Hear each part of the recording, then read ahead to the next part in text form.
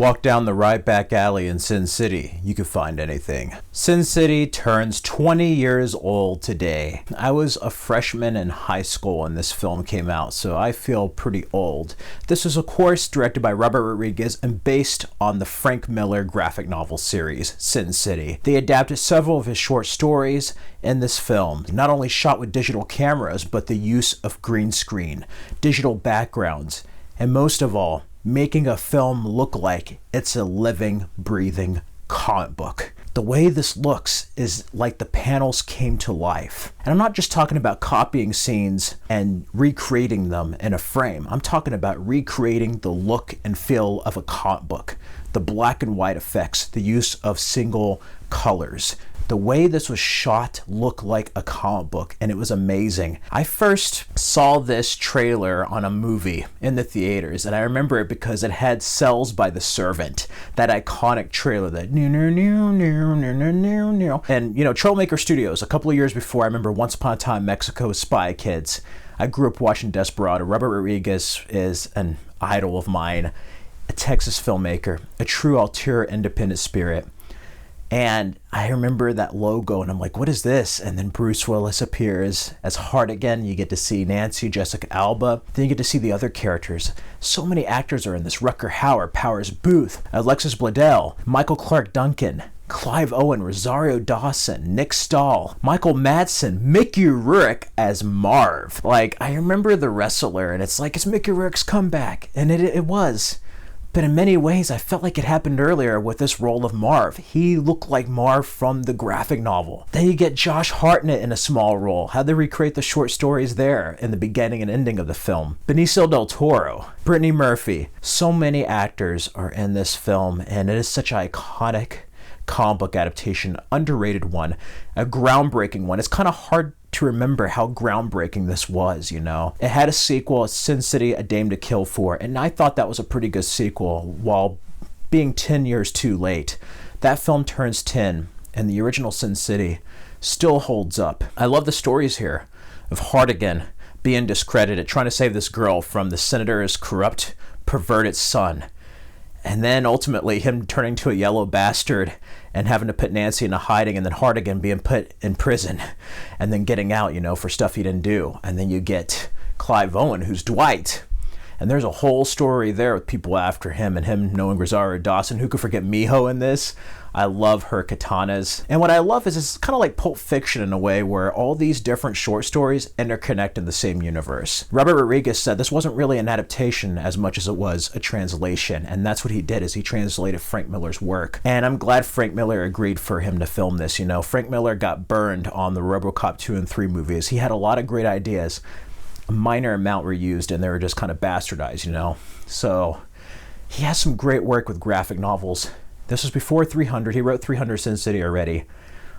But you could definitely tell they were basing stuff off his work. Daredevil, the 2003 film, had a lot based on the Miller era of Daredevil, but he was kind of burned by Hollywood as far as how they adapted his work and his words. They did the opening as a test, Robert Rodriguez did, with Josh Hartnett. He showed Frank Miller that opening of what it could potentially look like.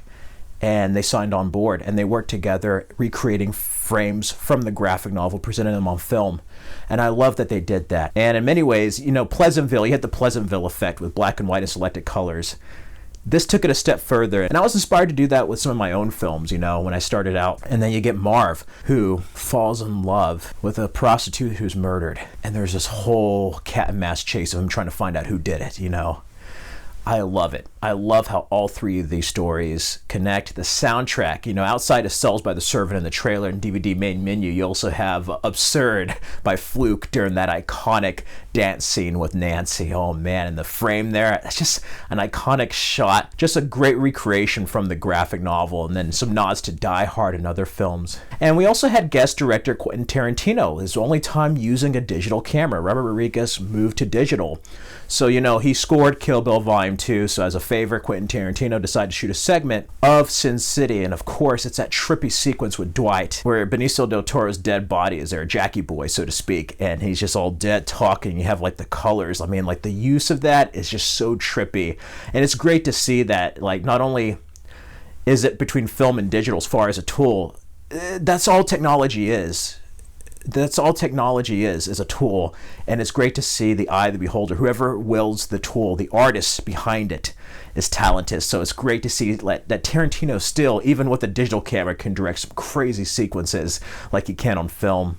And the same thing with Robert Rodriguez here. This is a groundbreaking film used with green screen studio backdrops. There were some real sets, and you get to see that a bit. This is such a great, dark film noir. You just escape in it. You get to really feel the ugliness and filth of Basin City. And it's crazy to see what's happened in 20 years. Not only that, this is before the comic book MCU, DCEU boom, you know. But we had darker films. The darker films based on graphic novels have always been great in my eyes. Like, you have this, you have The Crow, so many other films, Road to Perdition, History of Violence, before The Dark Knight. And I feel like this film was ahead of its time. And just at the perfect time when comic book and graphic novel material was being taken seriously, not treated as a joke or treated as less than, you know. It's a work of art. And this is one of Robert Rodriguez's best films. Like, to me, this was like the end of an era here with his like early work before going into more of the exploitation stuff with Planet Terror and Machete and the Spy Kids sequels, I guess. Sin City 1 was just like the pinnacle of everything you've seen from his previous films up until this point, and I absolutely love this movie. I absolutely do. And the sequel, while it has its shortcomings, is still a pretty solid film, just a little too late. But other than that, we had The Spirit that Frank Miller did, that was in the style of Sin City. And we've had many other comic book films. And rumor is we're going to get a TV show or a remake of this. I don't know what's going to happen. There's so many other short stories they could adapt. But I'm just glad to have both of these films, and more specifically, this original film. I'm glad to have it. I'm glad to have it in Bruce Willis's filmography. They almost got Matt Dillon and Michael Douglas. That would have been a very different movie. Matt Dillon could definitely do it now. But Bruce Willis is just perfect as hard again. And then Jessica Alba, I mean, she was great in this. She was on James Cameron's Dark Angel, Into the Blue. This and Fantastic Four came out in the same year, and I saw her in those two films. I love how these short stories are interwoven, and everything about this is just perfection in my eyes. And I just wanted to briefly reflect upon Sin City for its 20th anniversary. Let me know, have you seen Sin City? If you haven't, do yourself a favor, especially if you're a fan of graphic novels and comic book, like IP, watch Sin City. Seriously, it's a kick-ass movie. Watch it. Let me know your memories of when you first saw Sin City or when you first read the graphic novel. It's kind of crazy flipping through the graphic novel and looking at this. You can definitely see how this inspired Zack Snyder with 300 and Watchmen in a way. You know, it's just at the tide where we had Spider-Man 2, and then Bam Begins was this year, Sin City, V for Vendetta. Like, everything was starting to change a bit. And this is part of that wave. And you know what? Despite green screen effects, despite digital, it still holds up 20 years later. And that's because of the brilliant people behind it, the cast, crew, writers, the director. Everything about this movie, it was just done by a bunch of talented people creating art. So yeah, let me know down in the comments below. In the meantime, you can check out these other videos for more content. Stay safe and healthy, everyone. Till next time.